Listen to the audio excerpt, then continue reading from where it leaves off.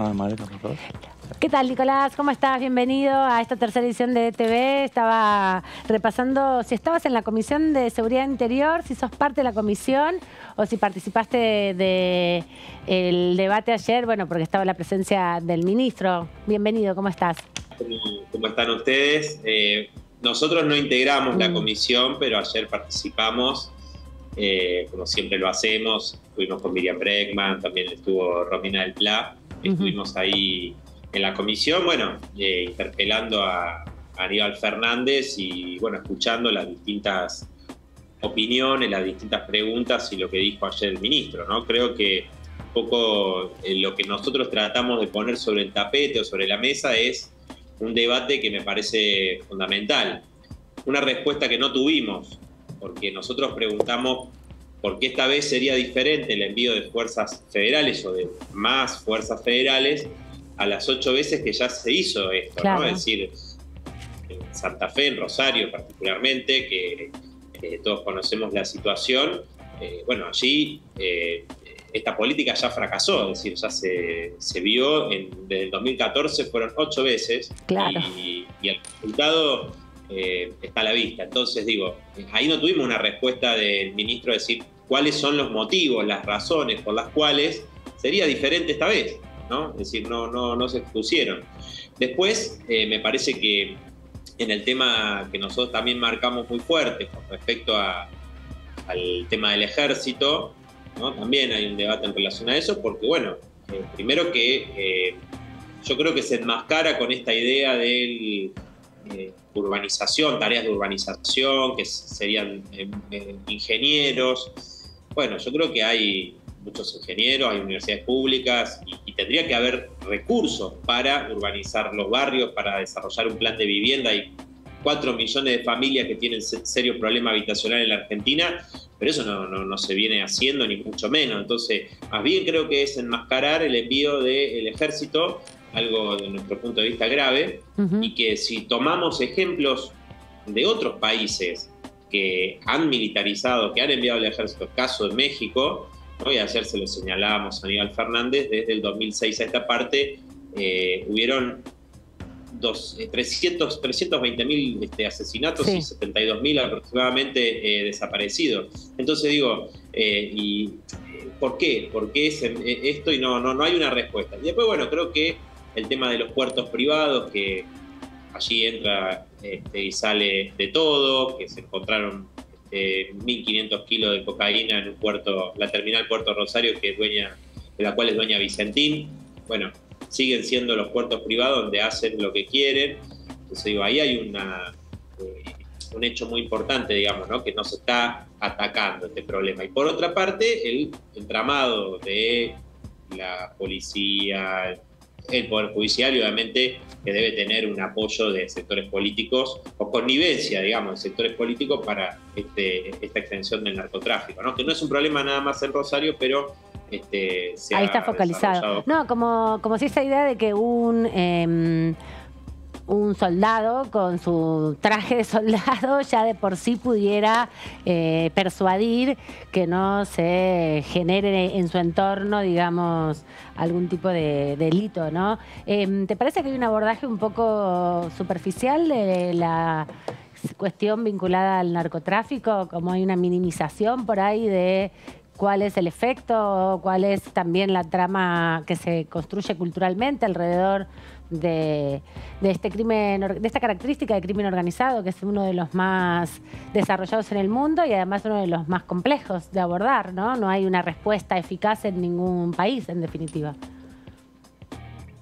Sí, yo creo que hay una parte que podríamos encararla por el tema de la legalización de ciertas drogas, ¿no? O sea, también el negocio del narco está en la ilegalidad, ¿no? Yo creo que ahí hay... Obviamente esto trae aparejado debates y medidas que tienen que ver con campañas de concientización, que tienen que ver con controles de daño, que tienen que ver con un montón de cosas, ¿no? Pero digamos, el negocio del narco se termina, que está en la ilegalidad justamente, ¿no? Después me parece que abordar el tema sin tener en cuenta que, yo ayer lo mencioné, en Rosario vos tenés muchos pibes que laburan metalúrgicas 13, 14 horas por día y ganan menos de lo que gana un soldadito de los narcos, ¿no? O sea, la vulnerabilidad de muchos sectores a los que las políticas que se han venido teniendo y que se tienen los dejan totalmente a merced de estas bandas, también es algo que no se plantea, ¿no? O sea, inclusive lo de la urbanización, ahora parece que van a ir a urbanizar y antes que no estaba el problema. Claro. No estaba el problema de la urbanización, de vivienda, etcétera. Digo, me parece que ahí, como vos marcás, hay una superficialidad que yo creo que más bien es decir, bueno, ahora es la coyuntura, está en el tapete, salgamos con esto. A ver, pero no hay una respuesta de fondo, ¿no? Diputado, ¿qué tal? Gabriela Vulcano lo saluda. ¿Qué tal? ¿Cómo estás? Ahí usted marcaba que tal vez para abordar este tema hay que discutir lo que tiene que ver con la legalización de algunas drogas. ¿Alcanza con que sea de algunas drogas o tienen que ser de todas las drogas? Porque muchas veces se habla de lo que es el cannabis y no se aborda la discusión de otro tipo de drogas que son las que hoy estamos viendo que generan muchos más problemas en Rosario puntualmente y en otras partes del país y del mundo. Claro, la que usan precursores químicos, ¿no?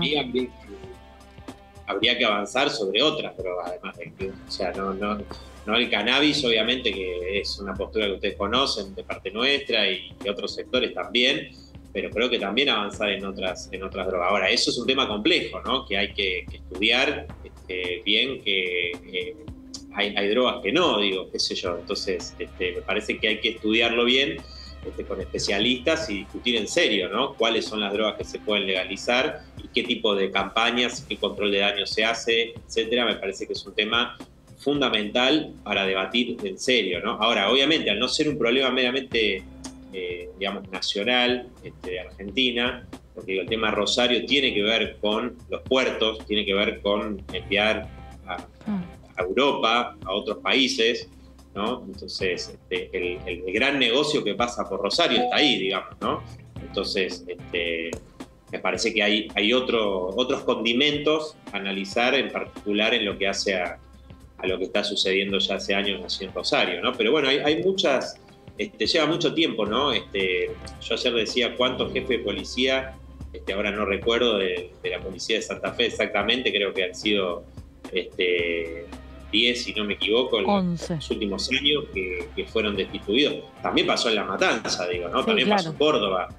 Lo que pasa es que la cercanía a la hidrovía lo pone en un lugar estratégico a Rosario, ¿no? Y todos esos puertos privados que están con esas mega casas en las riberas, en las barrancas, a los alrededores. Bueno, pasa lo mismo en San Nicolás, ¿no? Que es una zona donde hay mega caserones a la vera del río. Decís, ¿qué hacen estas casas acá? Y bueno, acá está la explicación, claro, ¿no? Cómo se sostienen. Y los edificios de Rosario también. Exacto. Sí, bueno, eso tampoco nos respondieron, por ejemplo, ¿no? Como si hay los datos sobre negociados que tengan que ver con negocios inmobiliarios, financieras, etcétera, digamos, porque todo ese dinero que circula, como se lo blanquean también, ¿no? Justo. Entonces, tampoco tuvimos responder sobre eso, ¿no? Justo, ¿qué tal, diputado? Débora Urieta lo saluda. Ayer Aníbal Fernández aprovechó que estaban allí presentes para pedirles que avancen con la ley de lavado de activos. ¿Cuál es la postura del Frente Izquierda respecto de ese tema? No, mirá, a mí me parece que acá, o sea, hay un tema fundamental que es apuntar a un tema más de fondo, ¿no? Creo que no es solamente una ley que haga al tema del lavado de activos, sino que tiene que ver con un montón de mecanismos que tienen los grandes empresarios para eludir, evadir, o sea, para evitar, digamos, el pago de impuestos. Bueno, somos uno de los países que tiene la mayor de las mayores fortunas o recursos en los paraísos fiscales, ¿no? Me parece que ahí se podría intervenir fuertemente y no se lleva adelante, ¿no? Me parece que más allá de una ley, etcétera, bueno, lo vimos con lo de Vicentín, ¿no? O sea, vos tenés una empresa que además de estafar al Estado en 18.000 millones de pesos, como lo hizo bajo el gobierno de Macri, un crédito que le otorgó el Banco Nación. Vos encontrás, y el gobierno dijo en un momento que la iba a estatizar, etcétera, por esa estafa. Nunca sucedió, obviamente. Siguen impunes. Y al mismo tiempo encontrás 1.500 kilos de cocaína. ¿Y qué medidas se tomaron? ¿Y qué pasa? Entonces digo, lo que dice de la ley me parece que un poco es patear la pelota afuera y no tratar de responder concretamente a que no toman medidas a fondo en esta situación y tampoco con lo que te decía recién, ¿no? Es decir, la elusión, la evasión de impuestos en la Argentina es gigantesca y no se toman medidas a fondo con eso, ¿no? Diputado, en este sentido le quería preguntar, ¿qué sería tomar medidas a fondo? Y pregunto esto porque quizás hay una mirada predominante en el sistema político y eso se vio reflejado el otro día en la reunión de comisión, de vincular la solución al problema del narcotráfico con la multiplicación y la presencia de fuerzas de seguridad en ese territorio, cuando yo he escuchado que en el Frente Izquierda existe otra mirada que tiene que ver con que las fuerzas de seguridad son parte del problema y no de la solución. Quería saber cuál es su mirada en torno a este debate. No, sí, claramente. Además no es una cuestión que, más allá de nuestra opinión, que la hemos expresado en distintas oportunidades, debates inclusive presidenciales donde me ha tocado participar, sino que es algo que salta a la luz, digamos, porque, como decía antes, ha habido en la provincia de Buenos Aires, en la provincia de Córdoba, de Santa Fe, múltiples oportunidades, en otras provincias, este entramado donde, bueno, y en la bonaerense hay especialistas que plantean que el control del narcotráfico está en la asociación de la policía, bandas de la policía bonaerense, sectores de la policía bonaerense que controlan, ¿no?, con sectores del narcotráfico y que tienen un mayor control que en Rosario, donde hay bandas que también están asociadas a sectores de la policía, etcétera, pero que se han multiplicado y se han diversificado más, por eso toda la disputa que hay, ¿no? Entonces me parece que la mirada que dice vamos a reforzar con más fuerzas de seguridad, que en realidad lo que están haciendo es mayor control social, ¿no? Mayor control social, y creo que eso no es lo que se necesita, ¿no? Lo que se necesita para avanzar en este sentido, ¿no? Yo creo que hay otros temas, como los que hablábamos recién, que sí apuntan o apuntarían a empezar a resolver la cuestión, ¿no? Diputado, ahí, ¿en cuánto cree que el debate que se está dando tiene que ver con el marco de lo que son las elecciones? Porque cada vez que hay campaña electoral aparece los temas de seguridad, los temas de narcotráfico, y cada vez más los dirigentes políticos vemos que van acomodando un poco su discurso en función de este tema.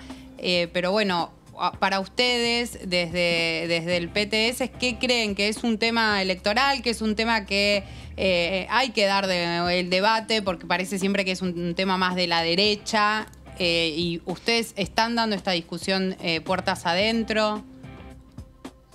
Sí, nosotros creo que lo que vos señalás es así, porque estamos, justamente ayer lo hemos desarrollado en la interpelación y previamente, ¿no?, con nuestro posicionamiento, no solo estos días, sino de hace muchísimo tiempo, ¿no?, que por ahí hay cosas que no se ven, pero que sí hemos tenido un planteo muy concreto, muy claro, y además de hace mucho tiempo, bueno, con todas nuestras compañeras y compañeros también allí de Rosario, nuestro compañero Octavio Escribaro.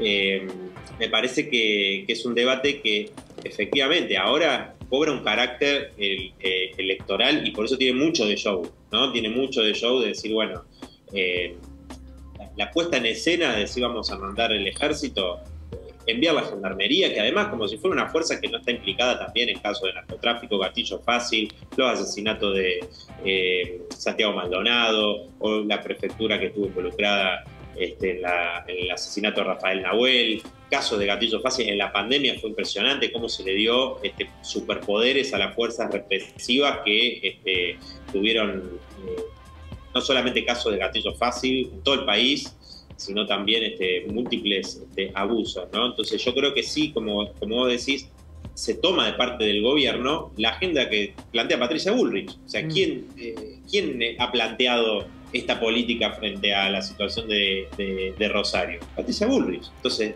parece que se toma eso por una cuestión de año electoral, a ver quién se corre más a la derecha, ¿no? Como es la interna de Juntos por el Cambio. Me parece que, bueno, o Esper diciendo que hay que establecer el estado de sitio, muchas cosas que obviamente hay que dar este debate, ¿no? Obviamente que hay que dar este debate y nosotros lo estamos dando sin dejar también de ver que en nuestro enfoque cuando planteamos esta situación social que se vive en Rosario, como en muchos otros lugares del país, bueno, tiene que ver con una responsabilidad de los distintos gobiernos que tampoco se quiere abordar, ¿no? Es decir, cómo se va a modificar esta situación porque vos preguntás y en la calle, en cualquier lado, cuando vas al supermercado, a la verdulería, a la carnicería, y el problema es que los precios, la inflación que está carcomiendo el bolsillo de la trabajadora, de los trabajadores, de los jubilados, ¿no? Realmente es una situación de muchísimo malestar en muchísimos sectores que, bueno, la pichulean de alguna forma y llegan a fin de mes, pero en otros sectores es gravísima la situación, ¿no? Diputado, más allá de la cuestión del narcotráfico, el Frente de Izquierda aprovechó la reunión con Aníbal Fernández para recordar un poco las posiciones que había adoptado el ministro durante la masacre de Avellaneda, también la desaparición de Jorge Julio López, y ahí se generó una situación poco feliz con una respuesta que le dio a usted el ministro, hablando de su compañerita, en referencia a Miriam Bregman. Quería saber cómo califica esa situación, qué reflexión hace. Bueno, una presión totalmente machirula, por decirlo de algún modo, y despectiva hacia mi compañera, porque infantilizante. Bueno, ustedes estaban, digamos, presentes, pero mucha gente no sabe. Ella intervinimos juntos, planteando las preguntas y distintas cuestiones, que luego ella se tenía que retirar y se refirió de esa manera, ¿no? Totalmente despectiva, y bueno, por eso también le pusimos los puntos en ese momento, pero me parece que eso tiene que ver con lo que le molestó de las preguntas, ¿no? Le molestó que le recordara a Jorge Julio López, del cual Miriam fue su abogada en aquel juicio contra el genocida Checolás, donde, bueno, Aníbal Fernández dijo que en el primer momento debe estar tomando el té en la casa de la tía, sí, ¿no? Entonces, y la respuesta que les dio diciendo que tiene una vinculación personal con el hijo de Jorge Julio López, tratando como de desviar un poco también, bueno, la responsabilidad institucional, sí, ¿no? Sobre la segunda desaparición de Julio López. Exacto, y déjame decirte algo, porque acá también nosotros en las preguntas que le hizo Miriam, justamente una era sobre el cuerpo de inteligencia de la Policía Federal. Él dijo desde el siglo XVI. En el 2014, cuando el jefe de gabinete en aquel momento, Capitanich, vino a la Cámara de Diputados, nosotros le hicimos una pregunta que era qué pasaba con este cuerpo de inteligencia, cuántos eran, y él nos contestó, son más de 1.000 miembros. En el 2014 nos contestaron, ¿no? El juicio a Américo Balbuena, que empieza la semana que viene, sí, también tiene que ver con un infiltrado en organizaciones sociales de izquierda de este cuerpo, ¿no? Y todos conocemos la serie, o muchos habrán visto la serie Yossi, donde se muestra este rol de este cuerpo, ¿no? Que le llaman los plumas de la Federal, aunque no se dedican, digamos, a la inteligencia criminal, sino que se utiliza en la mayoría de los casos para el espionaje político hacia organizaciones de trabajadores, y también le recordamos el proyecto X. Bueno, obviamente para todo militante de izquierda, militante social, toda compañero que tenga algunos años, quizá los más jóvenes no recuerden, pero Aníbal Fernández es un personaje que tiene... es repudiable, ¿no? Por ese papel con respecto a Costequi Santillán, con respecto a Mariano Ferreira, con respecto a Julio López, ¿no? Creo que en eso es bastante claro, ¿no? Pero quería dejar esta aclaración que me parece importante porque no es del siglo XVI y actualmente tienen... Está más vigente que nunca, digamos. Sí. Digamos todo. Te quería preguntar, porque sos secretario de Derechos Humanos, y yo recordaba al principio del programa que, bueno, es la primera vez que vino Aníbal Fernández a la Cámara de Diputados, había estado como ministro en la Cámara de Senadores, pero sí había estado presente en su momento cuando era ministra Sabina Frederich, y estaban trabajando en un proyecto sobre violencia institucional, ¿no? Que oportuno seguiría ahora que se está revitalizando el debate sobre el rol de las fuerzas de seguridad, sobre todo en la lucha contra el narcotráfico, remontar o retomar, ¿no?, el debate sobre la violencia institucional, porque, bueno, mucho tiene que ver cuando se sobredimensiona la fuerza o la autorización para las fuerzas de seguridad en acciones, el impacto que tiene, ¿no?, sobre el abuso de poder que muchas veces se generan y se construyen cuando está tan en la palestra el debate sobre la seguridad. Vos sos secretario de Derechos Humanos, de la Comisión de Derechos Humanos de acá, de la Cámara de Diputados. ¿Se va a poder avanzar en ese sentido? ¿Has hablado con Hugo Yasky, que es el presidente? ¿Retomaste un poco? Mira, no estoy en la comisión en este momento, está Alejandro Vilca, está nuestro Alejandro Vilca, pero de todos modos... Es compañero, así que... Vale la pregunta. Sí, es algo que hablamos muy seguido, porque la Comisión de Derechos Humanos no funciona. O sea, no funciona para nada. El otro día estuvimos con Miriam Bregman en Tucumán, nos reunimos con organismos de derechos humanos, con familiares de casos de gatillo fácil, y nos decían, bueno, nosotros le decíamos, vamos a intentar que la Comisión de Derechos Humanos aborde estos temas. Lo hicimos después de mucho tiempo durante la pandemia, inclusive desde el Frente de Izquierda, con otras organizaciones de derechos humanos, CORREP y demás, hicimos una audiencia pública donde se expresaron todas las denuncias, todos los casos, pero la Comisión de Derechos Humanos, que la preside Yasky, no funciona, como si no hubiese problemas de violación a los derechos humanos, ¿no?, ni ningún tema que tratar. O sea, la verdad, el otro día, bueno, la represión en Chaco, a comunidades originarias, hay de todo tipo de impunidad, la impunidad que hay en Tucumán en relación a casos de gatillo fácil es brutal. Entonces, todo eso no se trata, porque no se trata nada directamente en la Comisión de Derechos Humanos. Así que, la verdad que muy pertinente lo que vos planteabas, porque nosotros queremos que se discutan estos temas, y de hecho los llevamos siempre a la discusión, y los tenemos que llevar directamente al recinto cuando se puede, porque no funciona la Comisión de Derechos Humanos, ¿no? Otro tema, hablando un poco de los temas de campaña que se metió de lleno en la agenda y que también, bueno, hubo réplicas acá en el Congreso con algún que otro proyecto de ley, es el uso de las pistolas Taser. Imagino que desde el Frente Izquierda están en contra de ese dispositivo, arma, no sé cómo llamarlo. Mi duda... podría decir picana eléctrica, pero sí, bueno. No, pero por el otro día escuchaba que un policía, que hubo denuncias a policías justamente por la utilización de picanas. Mi duda es, yo entiendo, están en contra, pero si tiene que ver tanto con la utilización o con el personal de las fuerzas de seguridad, digo. ¿Es el dispositivo o el claro, eso iba, gracias.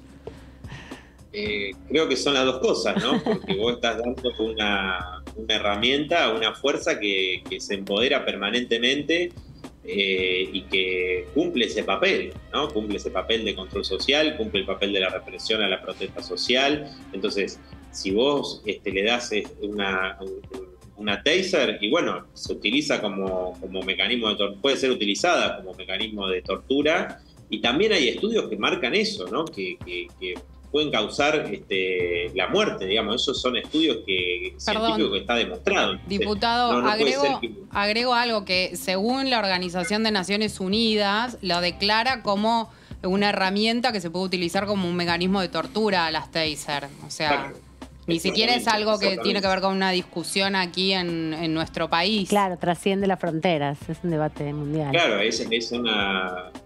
claro, yo hacía referencia a eso, que en otros países está demostrado, digamos, como las consecuencias graves que puede tener en su utilización, y hablar del uso para torturas, ¿no? Gracias, diputado, por este ratito aquí en la tercera edición, por compartir con nosotros todas estas reflexiones. Bueno, la semana que viene, por ahora, está la citación a la Comisión de Juicio Político y a la Comisión de Comercio. Veremos si se agiliza un poco, ¿no?, la convocatoria a otros debates. Así es. Bueno, muchísimas gracias a ustedes. Que tengas buen fin de semana. Hasta luego.